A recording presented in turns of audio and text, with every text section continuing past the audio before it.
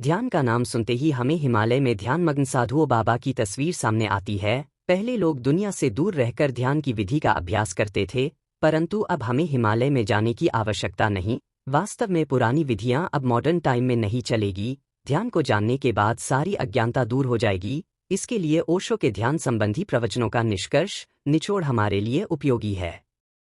ध्यान मात्र होना है, बिना कुछ किए, कोई कार्य नहीं, कोई विचार नहीं, कोई भाव नहीं। तुम बस हो। और यह एक कोरा आनंद है।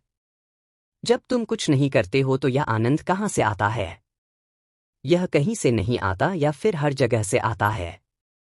यह अकारण है, क्योंकि अस्तित्व आनंद नाम की वस्तु से बना है। इसे किसी कारण की आवश्यकता नहीं है।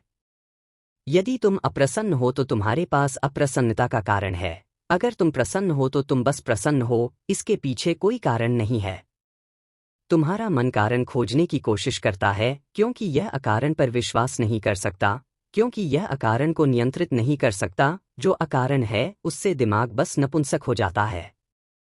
तो मन कुछ ना कुछ कारण खोजने में लग जाता है।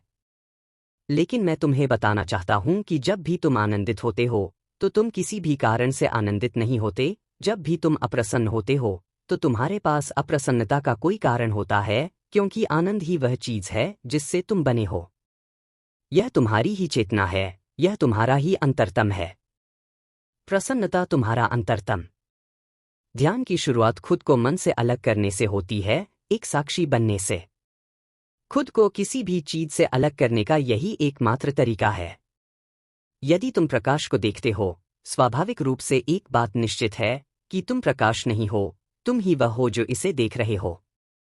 यदि तुम फूल को देखते हो तो एक बात निश्चित है, तुम फूल नहीं हो, तुम देखने वाले हो। देखना कुंजी है ध्यान की। अपने विचारों को देखो। कुछ भी मत करो, कोई मंत्र नहीं दोहराना है, भगवान के नाम को नहीं दोहराना है, बस जो भी मन कर रहा है उसे देखो।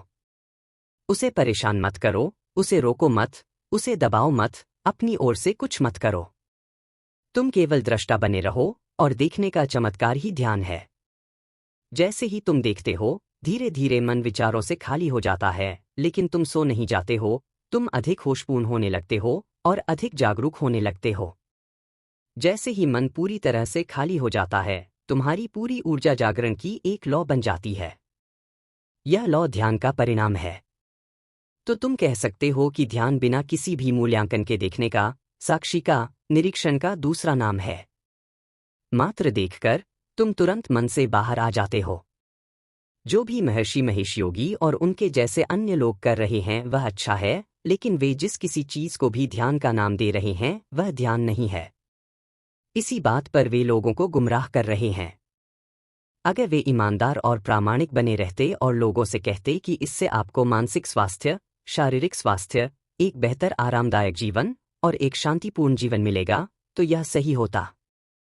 लेकिन एक बार जब उन्होंने इसे ट्रांसेंडेंटल मेडिटेशन कहकर बुलाना शुरू किया, तो उन्होंने एक बहुत ही तुच्छ सी चीज को परम महत्व का बता दिया है, जैसा कि बिल्कुल भी नहीं है। लोग वर्षों से ट्रांसेंडेंटल मेडिटेशन करते आ रहे हैं, और पूर्व में तो हजारों वर्षों से ट्रांसेंडेंटल मेडिटेशन कर रहे हैं। लेकिन यह उनका आत्मज्ञान नहीं बना है, और ना ही इससे वे गौतम बुद्ध हो गए हैं।